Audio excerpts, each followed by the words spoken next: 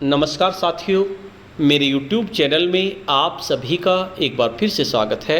साथियों, निपुण भारत मिशन के अंतर्गत 22 सप्ताह की कार्य योजना जारी कर दी गई है।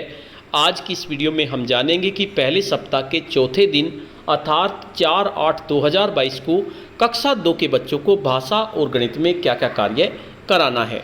वीडियो को शुरू करने से पहले मैं आपको बता देना चाहता हूं, अगर आप चाहते हैं इस तरह की इन्फॉर्मेटिव वीडियो आपको एक प्लेटफार्म पर मिले तो उसके लिए मैंने इन्फॉर्मेटिव वीडियो व्हाट्सएप ग्रुप और इन्फॉर्मेटिव वीडियो टेलीग्राम ग्रुप बनाए हुए हैं। आप चाहें तो मेरे ग्रुप से जुड़ सकते हैं। ग्रुप का लिंक आपको वीडियो के डिस्क्रिप्शन बॉक्स में मिल जाएगा, जहां पे क्लिक करके आप मेरे ग्रुप से जुड़ सकते हैं। तो साथियों, चौथे दिन भी आपको अनुदेशनात्मक कार्य ही कराना है, जिसके अंतर्गत आपको शिक्षण योजना, कार्यपत्रक, अभ्यास गतिविधि यही सब कराना है। तो इसमें सबसे पहले आपको आधारशिला क्रियान्वयन संदर्शिका कक्षा 2 ये आपको उठानी है और इसमें आपको चौथे दिन का गतिविधि करानी है, क्या क्या अच्छा लगता है।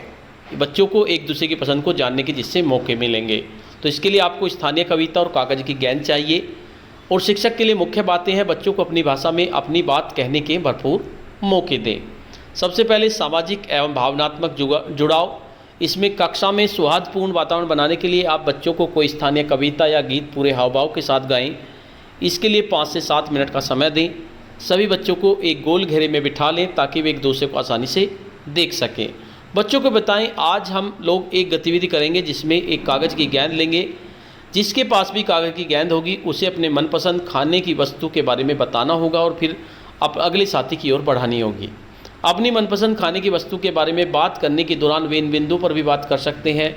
मनपसंद खाने की वस्तु का नाम, कब कब और कहाँ खाते हैं, कौन बनाता है, किसके साथ मिलकर खाते हैं, इसे बनाने का तरीका क्या है, इससे जुड़ी कोई यादें आदि। गतिविधि की शुरुआत आप स्वयं करें। अपने मनपसंद खाने की वस्तु के बारे में उपयुक्त बिंदुओं पर बात करें।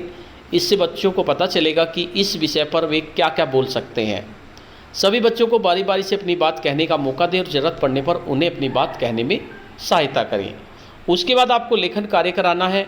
इसमें सभी बच्चों से अपनी पसंद के किसी खाने के वस्तु का चित्र बनाने के लिए कहें।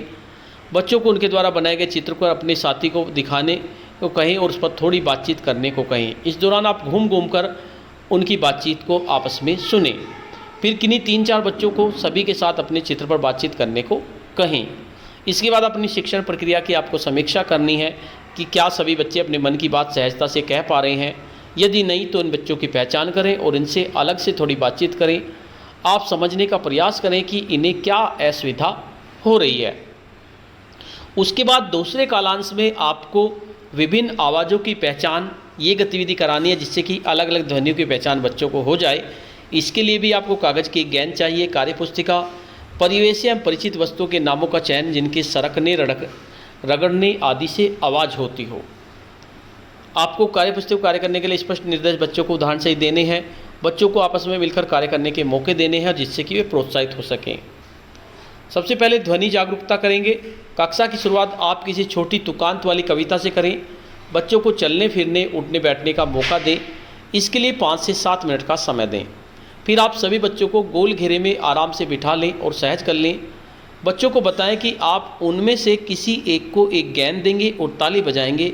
जब तक ताली बजती रहेगी तब तक बच्चे गेंद को अगले बच्चे की ओर बढ़ाते रहेंगे। जब आप ताली बजाना बंद करेंगे उस समय गेंद जिस बच्चे के हाथ में होगी उसे आप बोलेंगे, बोलो तुमने क्या देखा। बच्चे से किसी भी वस्तु, सजीव निर्जीव का नाम लेने को कहें। बच्चा जिस भी वस्तु का नाम लेगा आप उसे उसकी आवाज़ निकालने को कहें। जैसे बोलो टेबल कैसे बोला। कक्षा के सभी बच्चों को इस आवाज़ को 2 बार दोहराने को कहें। इस गतिविधि को इसी प्रकार आगे बढ़ाएं और यह सुनिश्चित करें कि सभी बच्चों को कम से कम एक बार मौका अवश्य मिले।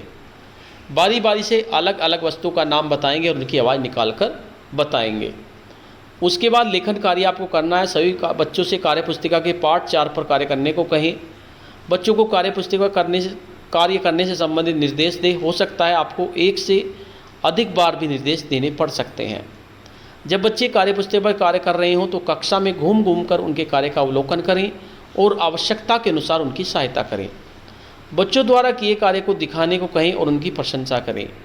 इसके साथ साथ आपको अपनी शिक्षण प्रक्रिया की समीक्षा भी करनी है कि क्या सभी बच्चों ने कार्यपुस्तिका का कार्य पूरी तरह से किया है। जिन बच्चों को कार्य करने में परेशानी हो रही है उनकी पहचान करें, उनसे बातचीत करें और प्रोत्साहन दें। इसके बाद आपको तीसरे कालांश में साझा पठन और पढ़ने का विनय ये आपको कराना है बिग बुक से। इसमें आपको चिड़िया पाठ पढ़ाना है। तो आपको अपनी बात कहने का पूरा भरपूर मौका देना है बच्चों को। तो इसमें क्या करना है, आपको कालांश की शुरुआत आप किसी छोटी सी कविता से करें। बच्चे को चलने फिरने उठने बैठने का मौका दें। इसके लिए 5 से 7 मिनट का समय दें। फिर आप सभी बच्चों को गोल घेरे में आराम से बिठा लें और सहज कर लें। पिछले दिन हुई चर्चा का दोहराव कुछ प्रश्नों को पूछकर करें। फिर आप बच्चों से अपने साथ साथ सादा पठन कहानी पढ़ने को कहें। पढ़ने के दौरान आप उन जगहों पर रुकें जहां बच्चे कहानी या चित्रों के आधार पर खुद ब खुद कुछ शब्द जोड़ सकें। इस प्रक्रिया को 2 से 3 बार दोहराएं। आप बच्चों से कहानी पर बातचीत करें और कुछ नए खुले छोर के प्रश्न पूछें। जिन कठिन अपरिचित शब्दों पर आपने पिछले दिन कार्य किया था उन पर आप फिर से बात करें। कुछ नए बच्चों को इन शब्दों से वाक्य बनाने का मौका दें।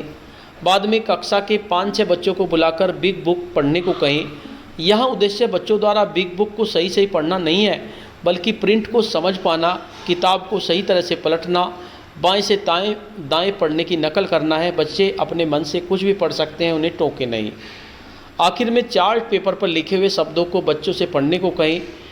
इन कहानी के चयनित मुख्य शब्दों को बोर्ड पर लिखकर भी बच्चों से इनको पढ़ने का अभ्यास करवा सकते हैं। कोशिश करें कि नए बच्चों को इस पर कार्य करने का मौका मिले। आप अपनी शिक्षण प्रक्रिया की समीक्षा भी कर सकते हैं। क्या सभी बच्चे साझा पठन में हिस्सा ले पा रहे थे? यदि नहीं तो उन बच्चों की पहचान कर लें और उनसे अलग से आप बातचीत करें। इस तरह से आपको गतिविधि करानी है। उसके बाद आपको कार्य पुस्तिका किसलव पर कार्य कराना है। इसमें आपको पाठ 4 कराना है कि बिंदुओं को मिलाएं। बच्चों को बिंदुओं को मिलाकर ये कार्य कराएं। ये किस काम आती हैं अपनी साथी को बताएं। चित्र में क्या हो रहा है अपने साथी को बताएं। देखिए इसमें क्या चित्र हो रहा है, तो ये बच्चों से बातचीत कराएं। आपको गणित में भी यही कार्य कराना है, अनुदेशनात्मक कार्य, क्योंकि चौथा दिन है। चौथे दिन में भी आपको अनुदेशनात्मक कार्य कराना है, जिसमें आपको शिक्षण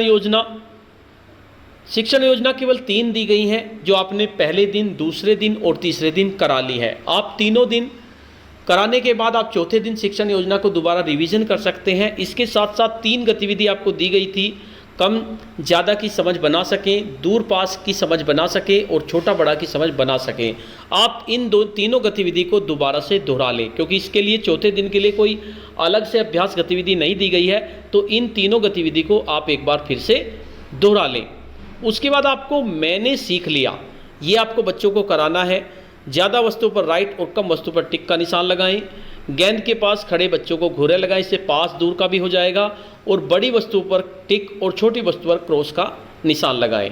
सही पर टिक और गलत पर क्रॉस का निशान लगाएं। कम ज़्यादा, छोटा बड़ा, बड़ा छोटा, इस पर आप इस कार्य को आज कराएं। तो साथियों, आज की वीडियो में इतना ही। आपको यह वीडियो कैसी लगी? अगर आपको वीडियो अच्छी लगी तो इस वीडियो को लाइक करें, शेयर करें, वीडियो पे कमेंट्स करें। और अगर आप मेरे चैनल पे नए हैं, पहली बार मेरे चैनल को देख रहे हैं, तो चैनल को सब्सक्राइब कर लें और बेल का आइकन को प्रेस कर दें, जिससे कि आपको नेक्स्ट वीडियो का नोटिफिकेशन मिल सके। धन्यवाद।